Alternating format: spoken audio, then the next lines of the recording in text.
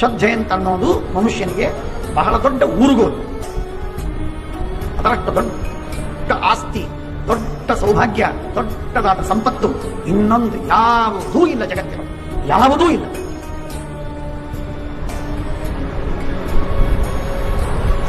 ರೋಗದ ಮಧ್ಯದಲ್ಲಿ ಸಿಕ್ಕು ಬಿದ್ದಿರಿ, ಕಾಡಿನ ಮಧ್ಯದಲ್ಲಿರಿ, ನಿಮ್ಮನ್ನೆಲ್ಲ ಶತ್ರುತ್ವದಿಂದ ನೋಡುವಂತಹ ಜನರ ಮಧ್ಯದಲ್ಲಿ ನೀವಿರಿ, ನಿಮ್ಮ ಮೇಲಿನ ಅಧಿಕಾರಿಗಳು ನಿಮ್ಮನ್ನು ವಿರೋಧ ಮಾಡ್ತಾ ಇದ್ದಾರೆ, ದ್ವೇಷ ಮಾಡ್ತಾ ಇದ್ದಾರೆ ಅಂತನ್ನಿ, ಎಂಥದೇ ಆಪತ್ತು ನಿಮಗಿದ್ದಿರಬಹುದು, ಎಂಥದೇ ಆಪತ್ತು.